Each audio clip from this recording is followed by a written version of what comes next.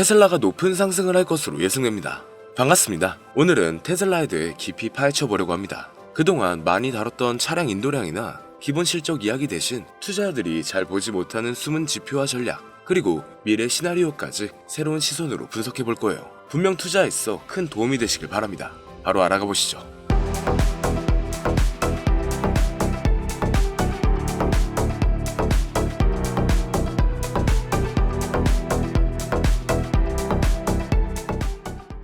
많은 사람들은 테슬라를 단순히 전기차 회사로 생각합니다. 하지만 지금 테슬라는 모빌리티 플랫폼을 넘어 글로벌 에너지, AI 인프라 회사로 변신 중인데요. 전기차 판매가 메인이지만 실제로는 에너지 저장 장치, 태양광, 소프트웨어 기반 서비스에서 미래 가치가 나오고 있죠. 주주분들이 잘 모르는 부분이 하나 있어요. 바로 데이터 기반 서비스 매출입니다. FSD나 차량 데이터를 활용한 구독형 서비스가 점점 커지고 있다는 사실인데요. 최근 차량 인도량과 생산량은 모두 증가하고 있지만 분석가들이 주목하는 포인트는 어느 지역에서 생산량이 늘고 어디에서 병목이 생기는가입니다. 미국 텍사스, 독일 베를린, 중국 상하이 공장의 생산 효율과 비용 구조가 전부 다르죠. 흥미로운 건 공급망 유연성입니다. 테슬라는 단순히 부품을 조달하는 걸 넘어 지역별 공급망 문제를 데이터로 예측하고 있다는 점이 투자 포인트인데요. 예를 들어 최근 배터리 셀 수급 불균형을 해결하기 위해 자체 배터리 개발 및 현지 생산 확대 전략을 강화하고 있죠. 테슬라의 가장 큰 숨은 자산은 바로 데이터입니다. FSD와 오토파일럿, 차량 구독 서비스에서 쌓이는 주행 데이터, 에너지 제품 사용 패턴 데이터. 이 데이터는 향후 AI 기반 차량 관리, 로보택시, 보험평가 등에서 현금 흐름으로 연결될 수가 있어요. 쉽게 말해 단순한 차량 판매가 아니라 테슬라 생태계 안에서 수익화 가능한 데이터 자산이 계속 쌓이고 있다는 겁니다. 이런 관점에서 보면 테슬라는 이미 미래 수익 모델을 시험하고 있는 실험실처럼 볼 수가 있어요. 전기차 시장 경쟁이 심화되고 있지만 테슬라의 OTA 소프트웨어 업데이트, 배터리 효율, 차량 AI 등은 아직 따라오기 어렵습니다. 특히 배터리 기술과 자체 칩 개발은 테슬라만의 장점인데요. 반대로 다른 글로벌 OEM들은 여전히 전통적 제조 기반이라 AI 데이터 중심 수익 모델 전환이 느릴 수밖에 없습니다. 즉, 경쟁사 대비 기술 우위와 생태계 확보가 장기 투자 포인트로 작용하고 있죠. 그래서 지금 시장에서는 의견이 크게 갈려 있습니다. 어떤 전문가는 테슬라가 앞으로 몇 년 내에 큰 돈을 벌 것이라고 보고 아주 낙관적입니다. 반면 다른 전문가는 밸류에이션이 이미 높아 리스크가 크다고 경고하고 있죠. 유튜브 같은 공간에서는 감정적이나 극단적 의견이 잘 확산됩니다. 이렇게 대박난다는 콘텐츠가 또 조회수가 높고 곧 망한다는 콘텐츠도 반응을 얻죠. 우리 시청자분들이 이걸 조심해야 하는 이유는 여론에 휩쓸려 충동적으로 매수 또 매도를 하면 큰 손해를 볼 수 있기 때문인데요. 자, 그리고 이렇게 영상을 시청하시는 많은 분들이 투자를 할 때 유튜브 검색, SNS, 그리고 지인들에게서 정보를 얻습니다. 하지만 그 정보가 정말 믿을 만한 정보일까요? 투자는 종목을 선택하고 타이밍을 잡아서 수익을 내는 확률 싸움입니다. 그리고 그 판단의 근거가 많아질수록 확률이 높아지고 리스크는 상대적으로 낮아지죠. 그래서 잠시 오늘 영상에서는 그 확률을 높이는 머리를 이식해드릴 예정인데 조금만 더 집중해주시면 앞으로 투자함에 있어 분명 좋은 결과를 얻으실 수 있을 겁니다. 먼저 이전 영상에서 리스크 관리가 필요한 때라고 공유를 해드렸었는데 마침 미국 주식과 가상화폐의 하락이 이어지고 있습니다. 미리 준비한 우리는 앞으로 더 좋은 기회를 잡을 수 있을 것 같네요. 그런데 여러분, 정말 유튜버, 인플루언서의 그럴듯한 말들을 믿으시나요? 그들은 사실 여러분들이 돈을 버는 것에는 관심이 없습니다. 물론 좋죠. 구독자와 팔로워가 늘어날 테니까요. 하지만 그들은 여러분의 인생을 책임져 줄 수는 없습니다. 저 또한 마찬가지고요. 그리고 정말 그들이 전문가일까요? 물론 자료 조사를 더 많이 할 테니 평균보단 나을 수 있습니다. 하지만 진짜 전문가는 방구석 컴퓨터 앞에 있는 것이 아니라 바로 미국 월스트리트에 있죠. 그럼 이제부터 우리에게 정말 필요한 정보들만 쏙쏙 빼와서 객관적인 시각에서 공유드려 볼게요. 오늘 이 영상을 통해 여러분은 월스트리트의 전문가들이 실제로 사용하는 데이터 분석 방법을 배우게 될 겁니다. 지금부터 말씀드릴 4가지 데이터만 추출할 수 있다면 여러분도 월스트리트 전문가들과 같은 시각으로 시장을 바라볼 수가 있어요. 첫 번째 핵심 데이터는 내부자 매수 동향입니다. 이런 질문을 해보면 좋습니다. 최근 CEO나 CFO와 같은 임원들이 자기 회사 주식을 사고 있는가? 내부자가 자기 돈으로 사는 건 미래 실적 자신감의 신호인데요. 특히 대량 반복 매수는 강력한 긍정 신호죠. 회사의 미래를 가장 잘 아는 사람들이 자기 돈을 거는 거잖아요. 워렌 버핏이 말했습니다. 내부자들이 사는 이유는 한 가지뿐이다. 바로 돈을 벌기 위해서다. 두 번째 핵심 데이터는 애널리스트 목표가 상향 종목을 찾는 겁니다. 최근 월가에서 목표 주가를 올린 종목은 무엇인가? 전문가들이 회사 가치를 더 높게 본다는 뜻인데요. 이건 단기 모멘텀이나 심리를 동시에 자극하는 엄청난 요소예요. 골드만삭스나 모건 스탠리 애널리스트들이 목표가를 바꾸는 건 그냥 기분으로 하는 게 아니거든요. 세 번째 핵심 데이터는 ETF 거래량과 자금 유입의 순위입니다. 이번 주 어떤 섹터 ETF에 돈이 가장 많이 들어왔나를 보는 건데, 섹터별 돈의 흐름을 보면 시장 주도 업종이 바로 보입니다. 돈이 몰리는 곳이 시장이 믿는 방향이에요.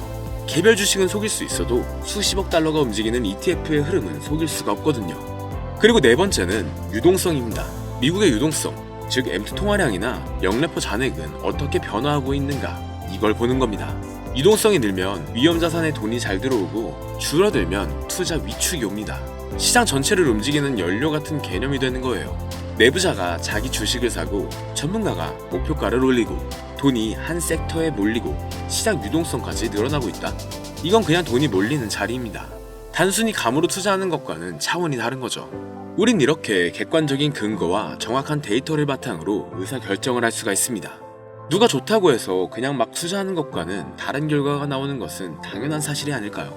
생각보다 너무 많은 것들을 알아봐야 해서 아마 하나하나 찾아보시는 분들은 극히 드물 겁니다. 그렇기 때문에 이런 방법들을 아주 쉽게 찾을 수 있는 방법을 바로 공유해 드릴게요. 자, 그럼 이제 AI로 실제로 아주 쉽고 빠르게 분석해 볼 건데, 첫 번째 전략부터 시작하겠습니다. 내부자 매수 동향을 분석하는 건데 조금만 상상을 해보세요. 여러분이 어떤 회사의 CEO라면 회사의 미래를 가장 잘 아는 사람이겠죠.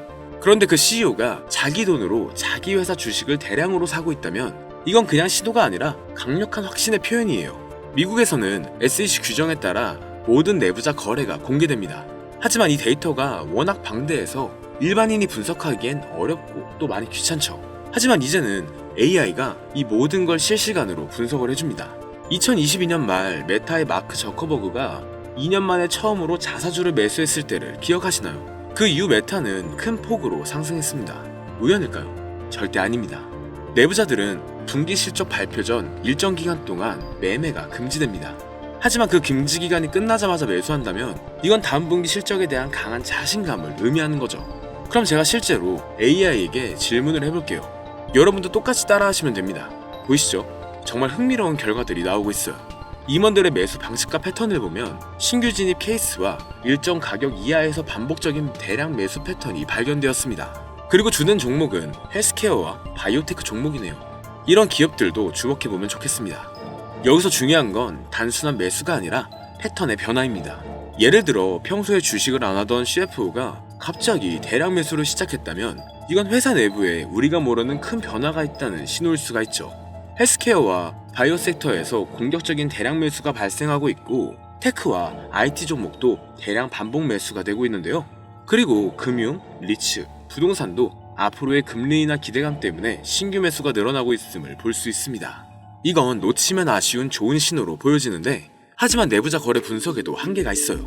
내부자들도 때로는 잘못 판단할 수 있고 매수 이유가 투자 목적이 아닐 수도 있겠죠. 그래서 다른 지표들과 함께 종합적으로 판단하는 것이 좋습니다. 그럼 바로 다음 지표를 살펴볼게요. 우리의 두 번째 무기는 애널리스트들의 목표가 변화를 추적하는 거예요. 월스트리트의 애널리스트들은 여러분이 생각하는 것보다 훨씬 신중합니다. 그들이 목표가를 바꾸는 건 그냥 기분에 따라 하는 게 아니거든요. 골드만삭스나 모건 스탠리의 애널리스트가 목표가를 올린다는 건 그 뒤에 수십 시간의 분석과 경영진들과의 미팅, 그리고 회사의 펀더멘탈 변화에 대한 확신이 있다는 뜻입니다. 특히 우리가 주목해야 할 것은 연속적인 상황입니다.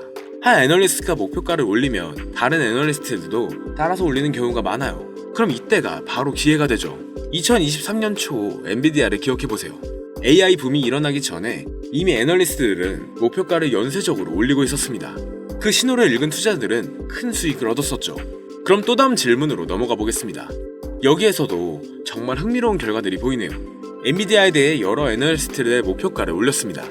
상향 이유를 보면 AI 인프라 수요와 미국 정부의 수출 허용 때문이었는데, 기술주가 아닌 월마트도 3명의 애널리스트가 평균 14% 이상의 상승 여력을 보고 있다는 점을 주목하면 좋겠는데, 여전히 목표가와 현재가의 괴리가 너무 클 때는 과도한 낙관 때문에 오히려 위험한 신호일 수 있으니 주의하시면 좋겠습니다. 기술주에서는 AI 관련 기업들의 목표가 상향이 두드러져요. 소비 리테일 같은 경우는 공급망, 관세 이슈 극복이 있고 금융주는 성장 지속성으로 높은 평가를 받고 있습니다. 주요 기관들의 특징을 살펴보면 골드만삭스는 AI, IT, 헬스케어 등 대형주에 집중하고 있고 모건 스탠리는 은행, 리테일, 리츠 등을 신중하게 상향 조절했습니다. JP모건은 금융, 테크, 소비 대기업 위주로 시장을 바라보고 있네요. 그리고 이 내용을 파악할 때 목표가 하향 조정도 놓치면 안 되는 중요한 신호예요. 성장성이 둔화되는 경우나 지정학적 리스크가 있는 종목들은 목표가 하향 압력을 받고 있습니다. 이 내용을 바탕으로 3명 이상이 동시에 목표가를 올린 종목을 주목하고 상승 여력이 15% 이상인 종목을 선별, 해당 섹터의 펀더멘탈 계산 여부를 확인한 다음 목표가를 올린 애널리스트들의 과거 정확도를 체크해보면 좋습니다. 다른 지표들과의 일치성까지 확인하면 애널리스트 목표가를 활용한 투자 전략을 수립할 수가 있죠. 또 세 번째 비밀은 ETF 자금 흐름을 읽는 거예요. ETF는 돈이 어디로 흐르는지 보여주는 가장 정확한 지표입니다. 앞서 말씀드렸던 개별 주식은 속일 수 있어도 수십억 달러가 움직이는 ETF의 흐름은 속일 수가 없어요. 기관 투자자들이 어떤 섹터에 베팅하고 있는지, 또 어떤 테마가 뜨고 있는지, 심지어 지정학적 리스크에 어떻게 대응하고 있는지까지도 모든 게 ETF 흐름에 나타납니다. ETF 자금 흐름의 가장 중요한 특징은 선행성이에요. 주가가 움직이기 전에 먼저 자금이 움직이는 경우가 많다는 뜻입니다. 이건 정말 강력한 힌트죠. 2022년 러시아 우크라이나 전쟁이 터지기 2주 전 이미 에너지와 방위산업 ETF에 자금이 몰리고 있었어요. 뉴스보다 돈의 흐름이 더 빨랐던 거죠. 여기서도 재미있는 패턴이 보이네요. SP500 관련 지수와 나스닥 종합지수에 엄청난 자금이 유입되고 있어요. 순자금 유입이 가장 많은 ETF를 살펴보면 대형주, 성장혁신주, 장기채, 그리고 실물자산, 원자재에 돈이 몰리고 있음을 볼 수가 있습니다. 레버리지를 활용하고 있는 ETF들에서 자금이 빠져나가고 있고 인플레 경제감에 장기 채권에서도 일부 유출이 지속되고 있는데요. 테마의 변화를 보면 AI 관련 ETF들이 압도적인 자금 유입을 보이고 있습니다. 반면 바이오테크, 신흥국 ETF들은 유출이 발생하고 있네요. 이렇게 글로벌 투자 심리도 어떤지 ETF 흐름으로 알 수가 있습니다. ETF 흐름을 활용한 투자 전략을 위해선 자금 유입이 급증하는 섹터 ETF의 주요 구성 종목을 또 분석하고 섹터 로테이션 초기 신호를 포착해서 선제 대응하는 것, 그리고 테마 ETF 흐름으로 새로운 투자 트렌드를 발굴하고 지역별 ETF 흐름으로 글로벌 리스크를 대응할 수가 있습니다. 또 거래 급증은 ETF로 단기 변동성을 활용할 수도 있겠네요. 다만 ETF 흐름을 분석할 때는 단기 흐름에 너무 의존하지 말고 최소 2주에서 3주의 트렌드를 파악해보는 것이 좋습니다. 분배금 지급일이나 릴밸런싱 등 날짜들의 기술적인 요인도 고려해봐야 돼요. 또 ETF 규모가 너무 작으면 소수의 거래로도 흐름이 왜곡될 수가 있어요. 이제 마지막 무기는 유동성입니다. 유동성이란 간단히 말해서 시장에 돌아다니는 돈의 양이에요. 유동성이 주가보다 먼저 변합니다. 2020년 코로나 때 연준이 무제한 양적 완화를 발표하자마자 2년간의 상승 랠리가 시작됐죠. 반대로 2022년에는 테이퍼링 암시만으로도 성장주들이 무너지기 시작했고요. 이런 변화를 파악하기 위해서 또 질문을 넣어보겠습니다. 정말 중요한 데이터들이 나오고 있어요. M2 통화량은 전년 동기 대비 4.5% 증가, 현 수준은 역사적 고점보다도 소폭 상회하는 수준입니다. 영래포 잔액을 보면 더 흥미로운 패턴이 보여요. 영래포는 시장에 있어 잉여 자금을 연준에서 흡수하기 위해 사용하는 단기 금융수단입니다. 이렇게 영래포 잔액이 크게 줄면 일반적으로 위험자산 선호가 증가해서 주식시장의 상승 요인으로 해석됩니다. 지금 상황을 보면 1조 8천억 달러 이상에서 6천억 달러대까지 빠르게 감소한 것을 볼 수가 있네요. 이건 주식시장의 긍정적인 신호가 되는 것이죠. 그리고 달러 인덱스가 강세를 보이고 있습니다. 달러의 강세는 수출 기업들에게는 부정적이지만 매수 기업들에게는 상대적으로 유리합니다. 현재 상황을 종합해보면 유동성 환경은 좋지만 신중한 낙관 구간으로 전환되고 있는데요. 대형 성장주, 테크주, 방위주 위주의 강세가 지속되고 있고 중소형 가치주와 신흥국들은 선별해서 접근해야겠습니다. 하지만 신용 리스크와 단기 충격을 대비해서 위험 관리와 포트폴리오 분산이 필요하겠네요. 정리된 해석을 보면 주식시장은 재상승 여력이 있지만 인플레이션 리스크와 단기 변동성 확대, 또 신용 리스크들에 여전히 유의해야 할 변수로 남아있음을 볼 수가 있죠. 또 한 가지 특이한 점은 비트코인과 나스닥의 상관관계가 높아지고 있다는 것입니다. 시장이 비트코인을 이제 위험자산 중 한 종류로 보기 시작했다는 거죠. 다시 말해 투자자들이 경제가 좋아질 것 같다, 위험을 감수할 수 있다라고 느낄 때 비트코인과 기술주를 함께 매수한다는 뜻입니다. 우린 암호화폐 조정 속에서 또 새로운 기회를 찾을 수 있겠네요. 그런데 아무리 좋은 종목도 시장 분위기에 따라 가격이 달라집니다. 시장 타이밍이 중요하다는 뜻이죠. 시장 타이밍은 세 가지 지표로 보다 쉽게 파악할 수 있습니다. 먼저 빅스 지수는 시장이 얼마나 불안해하는지를 보여주는 지표입니다. 30 이상이면 극도로 불안한 상태로 매수 기회가 될 수도 있고 15에서 25 사이는 정상 범위, 12 이하는 조정을 대비할 필요가 있다는 뜻이 되죠. 현재 지수는 15.57로 정상 범위 내에 있네요. 다음은 상승 하락의 종목 비율입니다. 오늘 오른 종목이 더 많은지 내린 종목이 더 많은지를 보는 건데 상승 종목이 더 많다면 시장에 힘이 있다는 뜻이고 하락 종목이 더 많다면 시장이 약하거나 조정 신호로 볼 수 있죠. 지금은 이렇게 조정 신호를 보이고 있음을 볼 수가 있습니다. 그리고 마지막으로 52주 신고가, 신저가 종목 수입니다.